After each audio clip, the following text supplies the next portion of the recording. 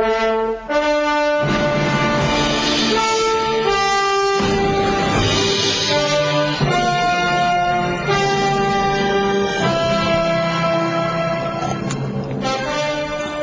morning and welcome to Shattering Myths. I am Yahowah. Each weekday here on GCN, we strive to expose the destructive and often deadly myths that are associated with religion and politics, with patriotism and the media, and with military and economic schemes.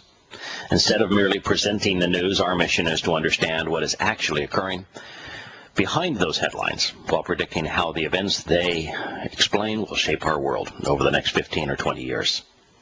Then during our second hour, we're going to engage God on his terms, which is not faith and it's not belief. No, it's evidence and reason, since his is the lone reliable voice in an exceedingly troubled world. Our phone number, if you'd like to participate in this discussion, please join with us. It's toll-free, 877-300-7645. I was pondering yesterday whether or not it was reasonable to comment on the Pope Francis's most recent statement or just ignore it.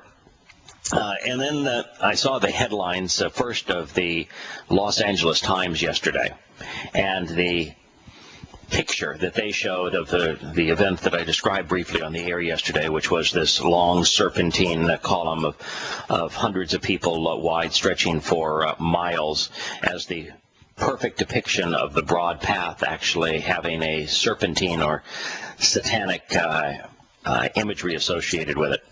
The very thing that Yahowah said, that those on the broad path will all die, their souls destroyed.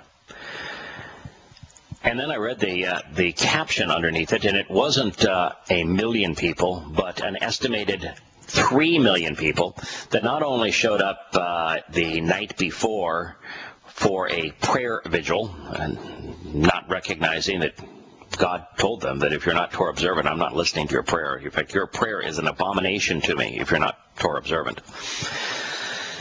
But nonetheless, they spent the night there, all camping out in a group faith fest to pay homage in a cult of personality to the Pope the following morning. Of course, on Sunday morning, completely ignoring God's instruction regarding the Shabbat.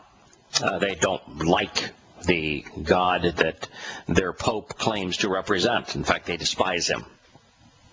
But they are certainly religious. There were 3 million people there. Imagine that. 3 million people all gathered together, all absolutely thumbing their fingers at God, making an absolute fool of themselves, ignorant, loving their religion, however. It was pathetic. Then this headline this morning from CNN. Reaction to Pope Francis's comment about who am I to judge gays has broken along 2 lines. Either this is a groundbreaking reversal by the head of the Catholic Church, or it's basically a guy talking on the plane.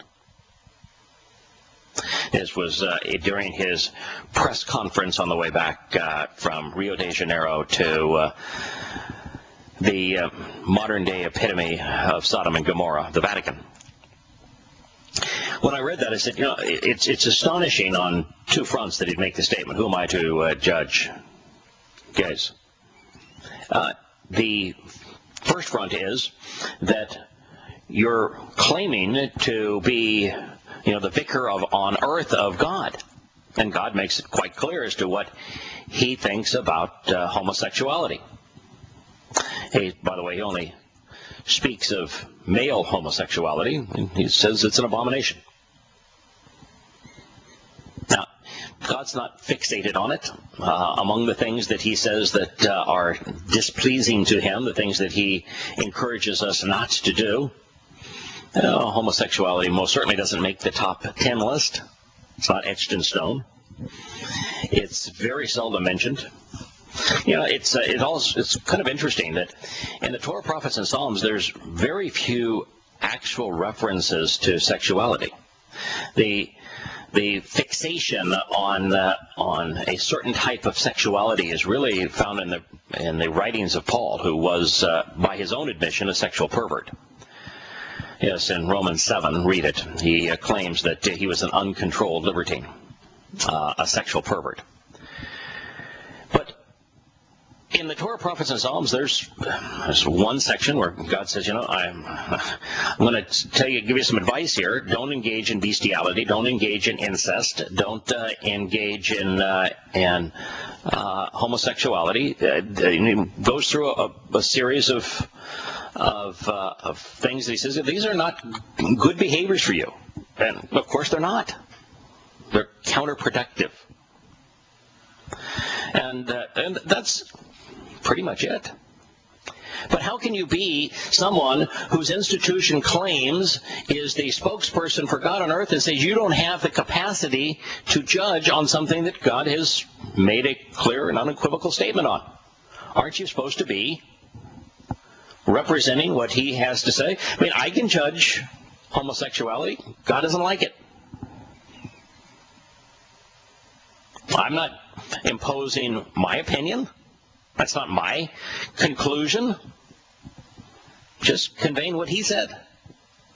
Now, if I can do it, how come he can't do it? Unless the difference between us is I take Yahowah seriously and he doesn't know him. The second aspect of that is that he is, in essence, saying that papal decrees are meaningless. That this claim that a pope's decree is binding on the Catholic, in fact, more binding than is Yahowah's own testimony, is torn asunder by that statement. This is not the smartest boy that has ever worn the red slippers and papal ring. CNN didn't consider any of those things. No, they just said, the truth is, and this is a CNN reporter now, trying to communicate truth. Now, when is he overstepping his bounds? He's not even a journalist, much less a truth teller. And yet, the CNN article actually says the truth. The truth is, it's neither just a guy talking on a plane or a reversal by the head of the Catholic Church. What it really amounts to is a significant shift in tone, though not in substance.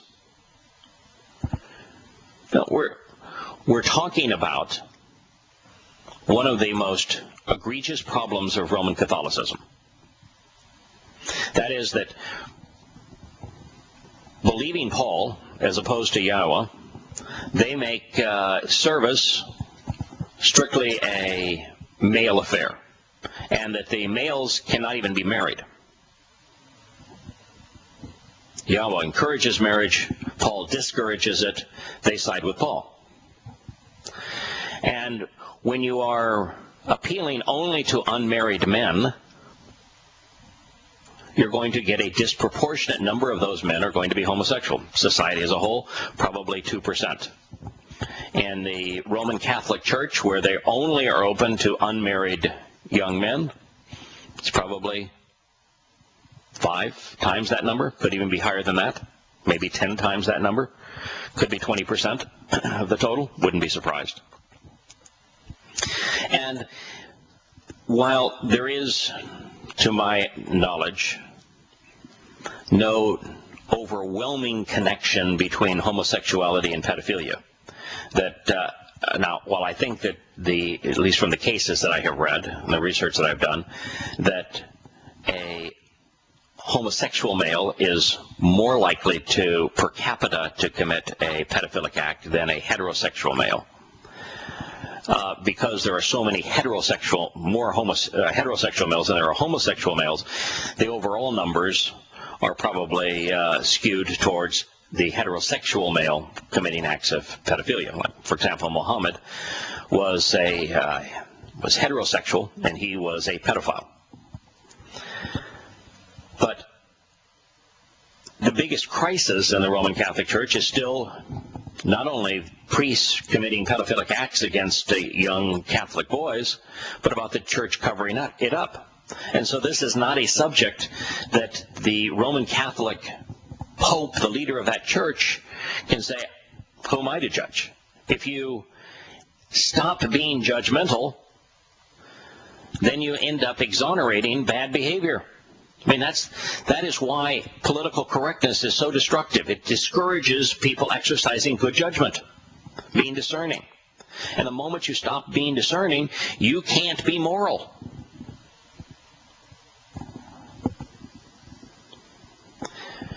Francis made the mark on a freewheeling, unscripted press conference at the end of his trip to Brazil.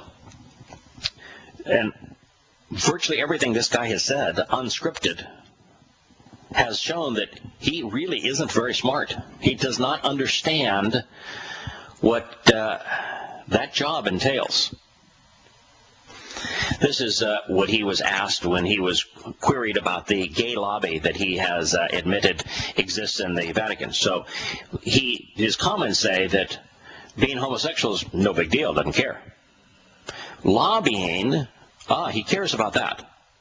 So behavior, immaterial to him, but positioning, trying to convey an alternative view, trying even to influence. Lobbying is just to influence a view. No, we're not going to tolerate that. No. Lobbying for an alternative view, or even just lobbying for one position over another. No, this is a monotheistic organization, and the Pope is God, and no, we're not going to have anybody try to influence him.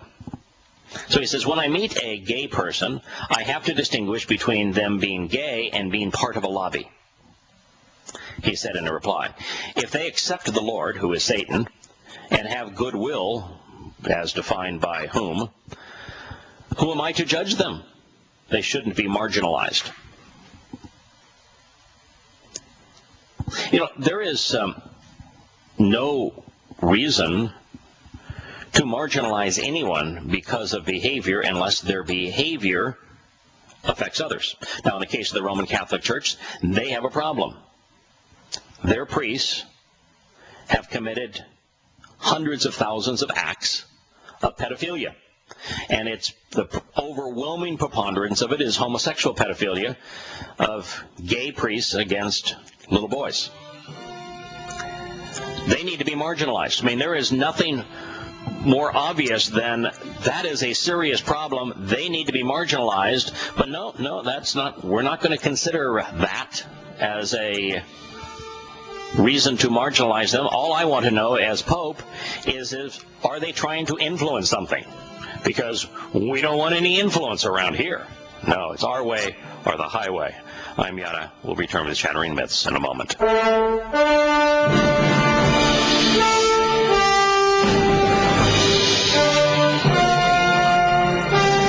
To Shattering Myths, I have a couple of more comments I'd like to make about the Pope's statement. One is that when he says, who am I to judge homosexuals, in life, I've said 1,000 times, I don't care if someone's gay or not. It means nothing to me. And I'm an advocate of free will, so I want people to do what they choose to do and be free to do it without repercussions in this life. And so long as someone's activity doesn't negatively influence others, it means nothing to me. I mean, my issues with homosexuality are only in the promotion of it. When it's being promoted as normal, healthy, and good, when it is not those things, it is abnormal, extraordinarily abnormal. It's 50 to 1 abnormal in society, and it isn't healthy. Most homosexuals live, on average, much shorter lives than do heterosexuals, and it is not conducive to family, which is the epitome of what makes a community good or not so good. So, with that said, the Vatican actually issued a document back in 2005, not all that long ago, 7 years ago, and it was because of the propensity of homosexual priests to prey on young Catholic boys and commit acts of pedophilia. And so in 2005, they issued a document saying that men with a predominantly same-sex attraction should not be admitted to seminaries and therefore should not be ordained as priests. So the church is on record as saying, we've got a problem here. This is our policy. And then the leader of the organization says, I don't really care about the policy. And when you do that sort of thing, it's kind of like, again, the President of the United States saying, yeah, I've got a Constitution, I've sworn to uphold it, but I'm going to ignore and actually work against the Second and the Fourth Amendment with gun control and with snooping on Americans. When you do that, you show that you cannot be trusted. Anytime anyone who is sworn to uphold the foundational documents of their entity, whether it be a religious entity or political entity, and then they openly acknowledge that they don't care about them and they're actually going to subvert them, you know that the institution and the individual cannot be trusted. It's another wake-up call for Roman Catholics.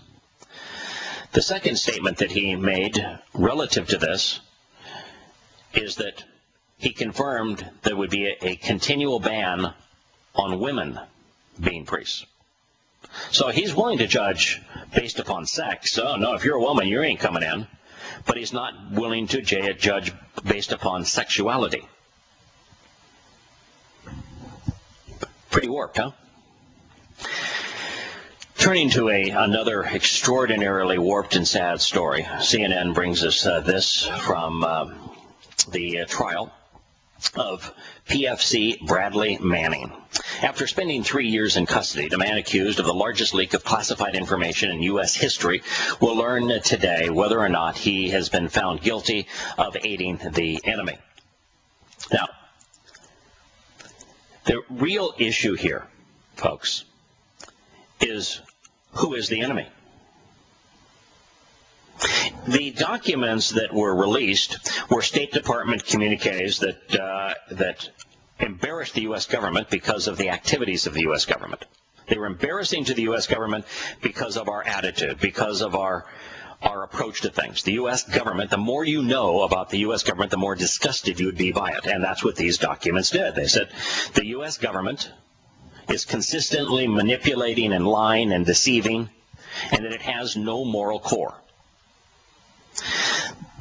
So there, if you aided the enemy by revealing that the State Department of the United States is corrupt, and that was a huge percentage of these documents, then the enemy would have to be the American people, because they now knew that their government was corrupt. It made the government vulnerable to its own people.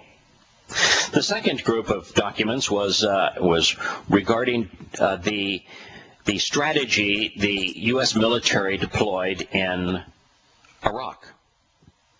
No, we had withdrawn from Iraq.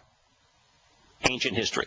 All it now is a textbook as to what the United States did that caused so many fatalities. 1 million people died. Caused such squandering of resources. We wasted what will ultimately be about $6 trillion on that war. And we made a bad situation worse. So you would think that any insights that could be provided regarding the strategy that had been used to squander 1 million lives, $6 trillion, and to make a bad situation worse would be useful. Unless it was embarrassing to the U.S. military, and if the enemy was the American people who would no longer support it. We'll be back in a moment.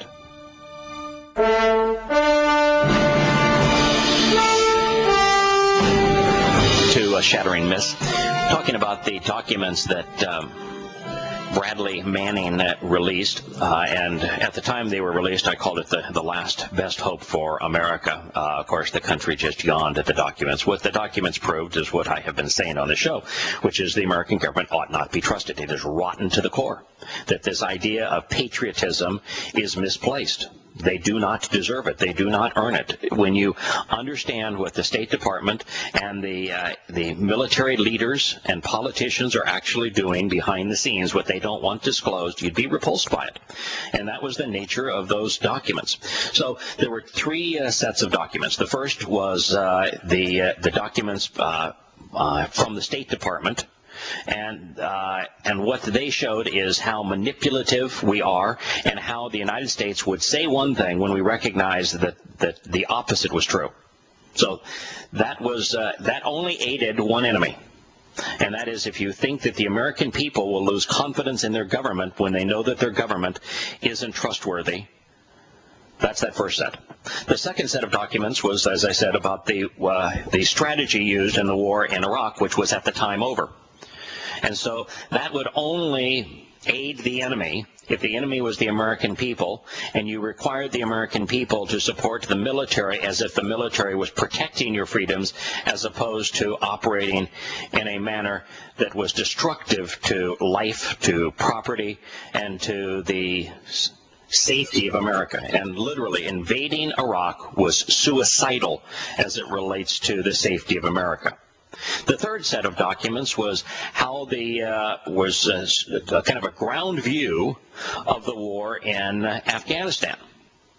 Now, in it, there's nothing that was released that was real-time information that would benefit the Taliban.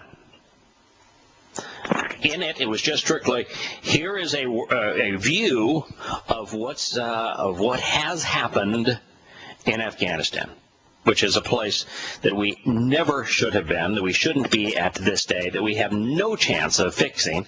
In fact, in the 12 years we have been there, all we've done is make it worse. So who is the enemy? Larry, I ask you, what enemy did PFC Bradley Manning air by releasing the information about the U.S. military and its State Department? The same enemy that Snowden unleashed. It's called transparency in government, something that we were promised by the current person who has his ass parked in the White House that we would get more of, I believe. Well, yeah, that's a vivid explanation of the positioning of the current president. But yes, the problem here is that the government is doing things that the government does not want the American people to know, because if you were actually aware and you were moral, you would stop being patriotic, you'd stop being political. You'd recognize there's a plague on both sides of the aisle in Washington, D.C., and that our government does not deserve our support.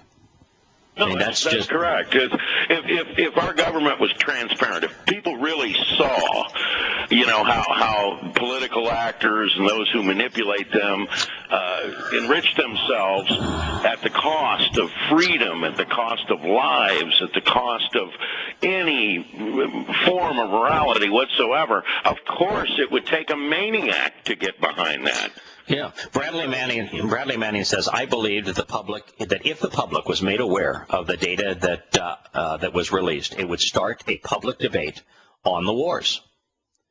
He said he was depressed about the situation there, meaning Iraq, where he was stationed as an intelligence analyst.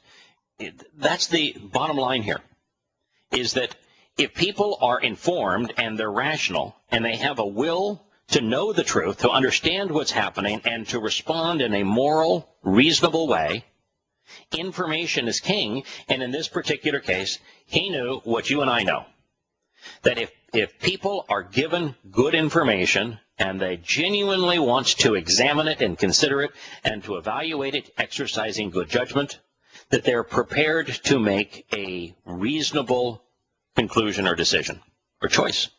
And so that's why he supplied the information. What did America do with it? Nothing. That's what is so sad about Snowden, what's so sad about Bradley Manning. They did the right thing. They did it for the right reasons. And yet their sacrifice has no value in a country that no longer values knowledge, understanding, or reason. So we're in a very sad situation, Larry. Yeah, we're in a sad situation. It's exactly the same experience that I have, and this is now on the political and military side, but it's the same experience that I have and you have every day on the religious side. That when you provide evidence and reason that proves that the religion of Christianity or Judaism or Islam cannot be trusted, that there is a 0% possibility that any one of those religions is true, Christianity, Islam, or Judaism. When the facts are known and you approach them using logic, it is impossible to trust any one of those three religions. They're obviously wrong. And yet when you present them using evidence and reason, the religious are oblivious to it. Just as in the case of Bradley Manning and Snowden, oblivious politically. Well, absolutely. I mean, first off, everybody says you have to read this and approach God in the right spirit. Well, if you were to approach, just as this example you used, if you were to approach Yahowah in the right spirit, you would understand he's not a religious deity. Therefore, trying to approach him in any religious manner would be what? It would be out of the correct spirit, wouldn't it? Exactly. And so, we have the same thing here. How am I going to, let's kill more people, let's spend more money, let's enrich a few companies that happen to be involved in defense contract spending or whatever, and let's kill people doing it, and let's get absolutely nothing out of it but loss of money and loss of life. If people really looked at it in that context, right. How could they get behind it? How could they be waving a flag and screaming the praises of really the military men being abused? If the truth be told, they're being treated like the proverbial, red-headed stepchild. That's it. The boots on the ground, many of them are being abused. That is true. They're being used inappropriately, and that's the reason why suicide rates of those returning from Afghanistan and Iraq are so alarmingly high, particularly among U.S. soldiers. They're being abused. The leadership, though, once you go up the ranks, I no longer pity them. They are abusers. They know the truth, and they are working against that which is good. What we have done with our military is make a bad situation worse, making America vastly more vulnerable in Iraq and Afghanistan. In Iraq, by toppling a secular dictator who kept that country under control, but also kept that country adverse to Iran, we were in far better shape in terms of security of America than giving Iraq to Iran, which is what we ended up doing, freeing Iran to complete its nuclear program. That was suicidal, counterproductive to America, and we haven't been willing to admit that yet. In Afghanistan, we simply pushed the Taliban out of Afghanistan into Pakistan while we're funding Pakistan with all sorts of weaponry, and while Pakistan has nuclear arms, making that country ever more vulnerable to the most fundamentalist Islamic elements. That's true is suicidal. We wrote our own death certificate. Yeah. Can I add something here? And it seems to me all we've done is up the opium production in Afghanistan. And the abuse of women. We've done both. Yeah, both. Yeah, right. One of the things that really upset me about the Afghanistan war. Okay, we're in there, we're helping, shed light, we're bringing freedom to these people, and this was, I guess, about a year ago. So we'd been into it how many years by then? 10. Yes. I'm sitting there looking at the story of a woman who was given 200 lashes before they took her outside and shot her in the head. I guess it took several days to give her 200 lashes because she kept passing out. That'll sure teach her never to do whatever she did ever again. Why in hell would there be public displays like this if we were over there changing anything? Well, I don't want my tax dollars paying for trash that. Before we invaded, there were videos that were circulated, a handful of them, where women were being judged by a circle of men and were being mistreated for some crime or another. And Now that we have invaded, all we have done is increase the frequency of women being mistreated. In fact, every international reporting agency on human rights has said that the U.S. invasion, as it relates to the treatment and the conditions experienced by women, has made them worse. Not better. And we just have to ask ourselves, do you want to fund making women's lives more miserable than they already are? Or do you want to fund? The answer is no. It wouldn't be a rational decision to do that, would it? Or no. more And if you were in the situation to make the judgment on Vietnam today, knowing that you were going to sacrifice American lives, you were going to end up killing millions of Vietnamese, and at the end of all of that sacrifice of blood and coin, the situation was going to be worse than it was before you started, would you send those boys and girls over to die? Would you squander that money? Would you kill that many individuals if you knew that at the end of your war, the situation would be worse than it was when you began? Would you do it? Well, I'm sure that's a rhetorical question. Of course not. I mean, okay, so let's look at Afghanistan. Let's look at Afghanistan. There is and I wrote this about Afghanistan, and I said it publicly on radio shows before we invaded. I said there's a 0% possibility that we can leave Afghanistan better than we found it. That we will leave it worse than we found it. People thought you were crazy and out of your mind, and now today, most people would agree with you.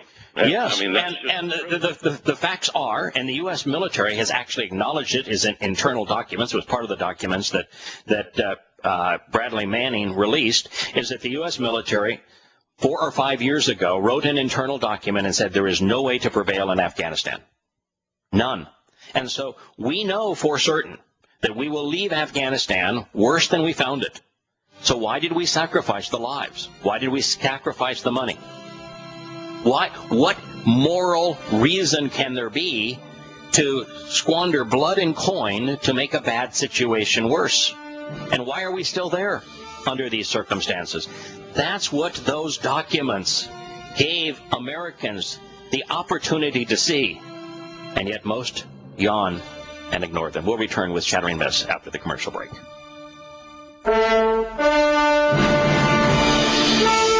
Welcome back to Shattering Myths. Before we move on to our next topic, I do want to conclude the last topic by emphasizing a point that we made tangentially during the last segment, and that is that when it comes to rendering people in a position where they are immune to evidence and reason, where their reaction to news that is contrary to their view is held, that in the case of religion and politics, there is absolutely no distinction. The Bradley Manning treasure trove of documentation that proves that the U.S. State Department, the U.S. military cannot be trusted and have consistently undermined the best interests of the American people.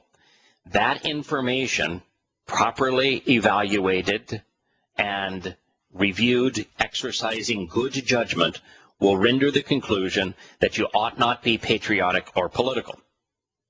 If the same information was presented from a religious perspective about Christianity, Judaism, or Islam, the exact same response would occur with the vast preponderance of listeners, and that is they would be unwilling and unable to process it.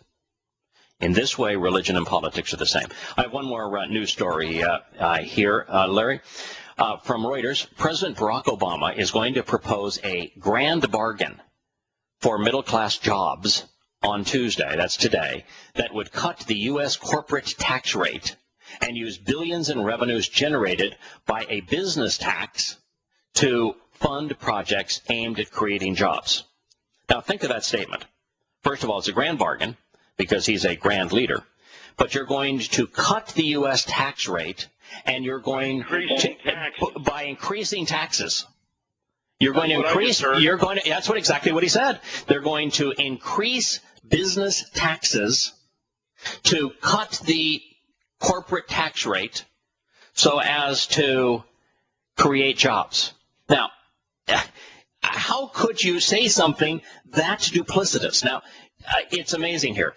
The middle class workers that actually are engaged in their own business, if you're middle class or even upper middle class, and if you have your own business, if you're engaged in small business, which so many Americans are, they're not taxed on the corporate level. Most of them are taxed on the individual level, and so their tax rate for their business, because they file it under their own names, they're doing business as a DBA as opposed to actually filing a corporate return, those individuals are now paying a business tax of 39%, not 35%. And at 35%, America's corporate tax rates are amongst the highest in the world, which is why America is dying economically. But here's a guy who says, trust me, I'll cut the corporate tax rate from 35 to 28%, which still would be amongst the highest in the world. But I'm going to find other taxes that actually cause us to make more money from corporations. Now, it's astounding. What he wants to do is he wants to have even a lower tax rate on American manufacturing, but a higher tax rate on earnings made abroad. Now, the United States has no jurisdiction on what a company does in another country, but now it wants to expand its reach into the pockets of international companies when they have an operation in another part of the world because they're doing business in another part of the world. And he also wants to have access at the tax codes that are employed towards business. And the first thing that the White House acknowledged is that they're going to change the rules relative to depreciation. Wow. Now, if you change the rules relative to depreciation to increase tax revenues, what you're going to do is you're going to allow companies to depreciate assets over a longer period of time, so it would be slower depreciation. And the longer over a period of time you do that, you discourage them from buying new equipment, and B, you create the illusion of profitability. It's like you buy a computer system for your business, and you have to depreciate it over 20 years, even though it has a useful life of 3. It creates this illusion of profitability that doesn't exist. Sure. That doesn't exist, that is now confiscated because the 35% of that is taken by the U.S. government. Do you know what it sounds like to me? It sounds like in many, many, many cases, they're putting their competition out of business. Yes, and what they want to do is create jobs through government spending. So they want to take money from business that actually is creating something worthwhile and steal it for government, and then have government be the great savior. Depend on us. We'll provide you with the job. We'll return to Shattering Myths, turning to the Torah, when our program continues after the news and commercial break.